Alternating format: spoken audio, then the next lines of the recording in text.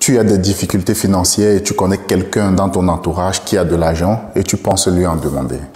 Tu as un membre de ta famille qui est riche ou alors qui est financièrement stable et tu réfléchis à un moyen pour lui gratter un peu d'argent. Ton frère, ta soeur ou encore ton ami gagne un peu plus d'argent et tu penses, quelle façon puis-je faire, quelle façon puis-je mettre en place pour lui en demander.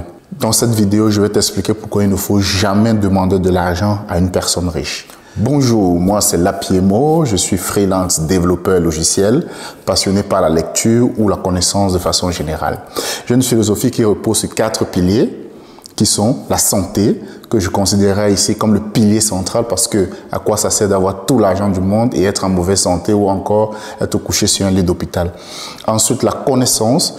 Notre monde va de plus en plus vite et est également de plus en plus complexe. Et je pense que nous devons nous doter d'une connaissance complexe sur le monde et sur nous-mêmes pour pouvoir faire face aux réalités actuelles. Ensuite, la compétence, parce que la compétence, comme quelque chose que nous apportons sur le marché du travail, encore comme une valeur que nous apportons aux autres et que ces personnes sont en retour prêtes à nous rémunérer pour que nous puissions vivre, nous acheter des vêtements, manger, et ainsi de suite. Et enfin, le fun. À quoi ça sert de prendre soin de notre santé, de développer nos connaissances sur le monde et sur nous-mêmes, de développer nos compétences pour gagner un peu plus d'argent et de ne pas en profiter, de ne pas s'amuser, avoir du fun, se divertir.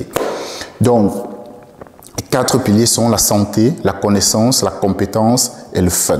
Donc, sans plus, allons au vif du sujet. Pourquoi ne jamais demander de l'argent à une personne riche? Je dirais, au lieu de penser comment demander de l'argent, ou encore, si vous avez quelqu'un dans votre tête, vous dites, OK, comment puis-je faire pour lui demander de l'argent? Au lieu de lui demander de l'argent, il faut penser comment lui apporter de la valeur. Toujours penser comment lui apporter de la valeur. Je veux partager juste un exemple ici avec vous. Je me rappelle, quand j'étais encore étudiant, je jobbais dans un restaurant. Et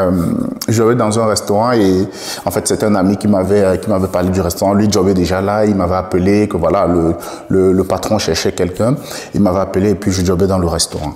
Et un jour, je crois que c'était un jour, je travaillais parce que généralement mon ami et moi, nous travaillons toujours ensemble. Hein. On avait plus ou moins les mêmes horaires. Bon, quelques jours, il y avait des rares jours où soit je travaillais, il ne travaillait pas et vice versa. Donc ce jour, je travaillais et lui ne travaillait pas.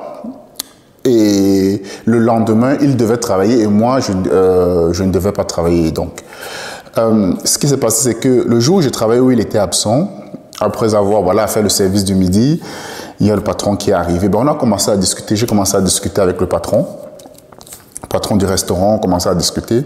Et il a commencé un peu à me parler de sa vie, de son enfance, de comment il a commencé jusqu'à construire, jusqu'à avoir un restaurant.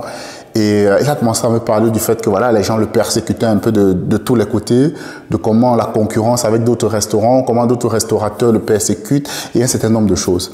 Et moi, directement, je lui ai dit, est-ce que vous avez déjà entendu parler de l'art de la guerre de Sun Tzu? Il me dit, c'est quoi ça? Je commençais à l'expliquer un peu, voilà, les principes d'art de la guerre de Sun Tzu, ce que Sun Tzu donne comme principe. Il a trouvé ça tellement intéressant, il m'a dit, oh, mais c'est intéressant ça. Je savais pas qu'il commence à me dire, mais je savais pas que tu avais autant de connaissances dans ce genre de truc.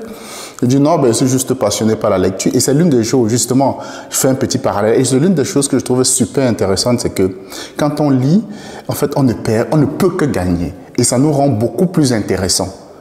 Et parce que autant que nous sommes, nous tous autant que nous sommes, je suis sûr que nous voulons être à côté des personnes intéressantes. Donc, je pense que ça, c'est l'un des avantages que je peux vous encourager à lire et à lire davantage parce que ça vous rend intéressant. Donc, revenons à notre histoire. Donc, ce qui s'est passé, c'est que, on a discuté et le lendemain, je ne devais pas travailler, donc j'étais en congé, mon ami travaillait, il arrive, il a travaillé, je crois le week-end, par contre, on devait travailler tous les deux. Donc, j'arrive, il me dit, mais Lapi, qu'est-ce que tu as donné au boss? Il passe le temps maintenant à parler que toi, tout ce qu'il dit, il dit que il ne manque plus qu'il te donne sa fille en mariage. Il me dit, mais il a passé le temps à parler de toi durant hier. J'étais étonné, je me suis dit, mais qu'est-ce qui s'est passé? Et vous voyez ici, je ne le dis pas pour, comment je vais dire, pour faire valoir, dire que, ok, j'ai pu marquer positivement le boss ou quoi, mais ce que je voulais l'idée que je voulais en ressortir ici, c'est la valeur. C'est qu'en discutant avec lui, en lui parlant de ces principes-là, parce qu'il faisait face à une difficulté dans sa vie, il avait l'impression que les gens le persécutaient, les gens l'attaquaient de tous les côtés. Et je lui ai parlé d'un certain concept que lui, pour lui, ça avait de la valeur. Donc, qu'est-ce qu'il s'est dit? Donc, ça veut dire que pour lui, comme ça avait de la valeur, moi, j'ai pris de la valeur auprès de lui. Auprès de ses yeux, j'ai pris de la valeur. Parce qu'il s'est dit, mais voilà, c'est quelqu'un d'intéressant. Et je pense que c'est exactement ça que nous devons faire. Nous devons nous concentrer à quelle est la valeur que je peux apporter à telle personne. Supposons que vous avez besoin d'argent pour lancer un projet, que sais-je? Au lieu de penser à que je vais l'appeler pour lui demander de l'argent, posez-vous la question. Quelle valeur puis-je apporter à cette personne? Pensez toujours à ce que vous pouvez apporter avant de demander quoi que ce soit.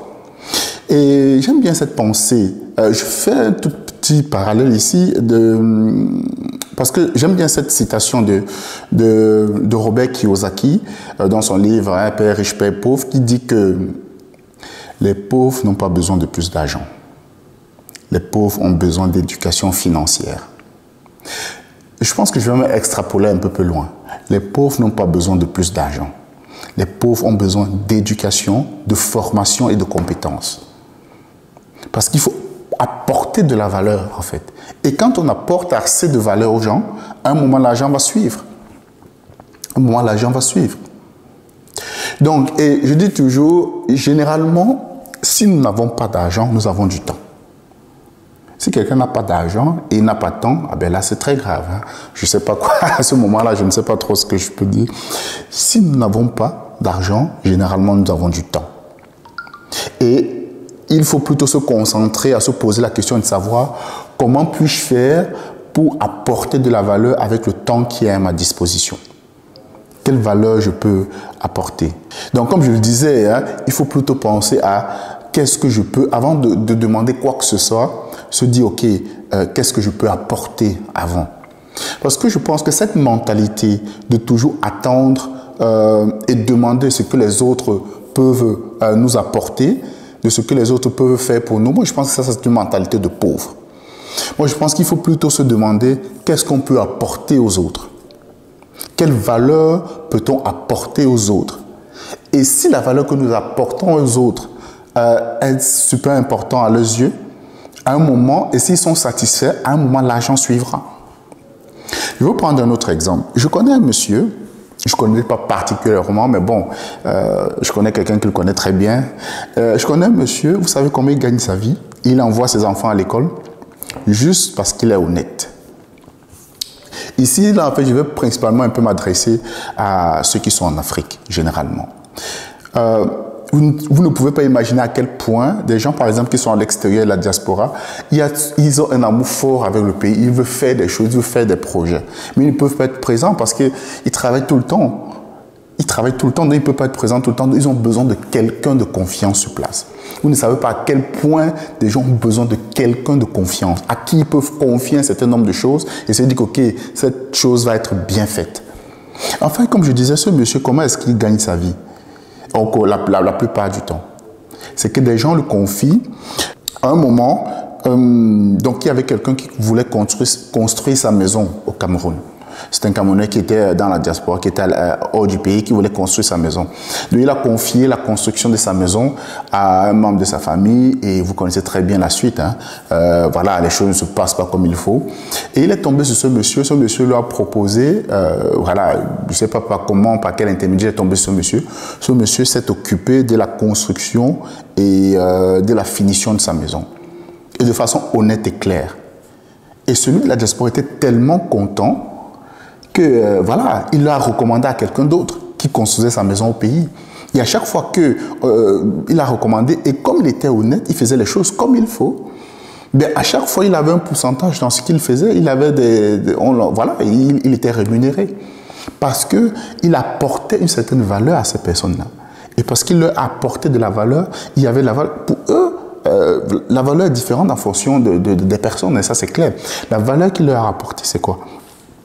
La confiance, et il a fait exactement ce dont on lui a demandé de faire. Il a essayé d'être le maximum, il a essayé de faire les choses de façon honnête. Donc, vous voyez qu'il a gagné de la confiance de ces personnes. Il leur a apporté une certaine valeur parce qu'il voulait réaliser leur projet et il les a aidés à réaliser leur projet. Et en retour, le monsieur, je peux vous dire que à majeure partie, l'argent qu'il a et il paye la scolarité de ses enfants, c'est parce que des gens lui confient des projets à réaliser comme ça. Il les réalise et après, on le rémunère. Et ça part de bouche à oreille parce qu'une fois qu'il a bien fait pour une personne, cette personne va parler à quelqu'un d'autre et ainsi de suite. Et c'est comme ça qu'il gagne sa vie. Donc, je pense que nous arrivons aussi à la fin de cette vidéo. Donc, dites-moi dans les commentaires, as-tu déjà vécu cette situation où les gens passent le temps à te demander de l'argent? Qu'est-ce que tu as ressenti? Ou encore, ces personnes qui passent le temps à te demander de l'argent, ont-elles perdu de la valeur à tes yeux? Ou encore dans l'autre sens, allons dans l'autre sens. As-tu déjà demandé de l'argent à quelqu'un et ensuite tu as eu l'impression que vos relations se sont dégradées?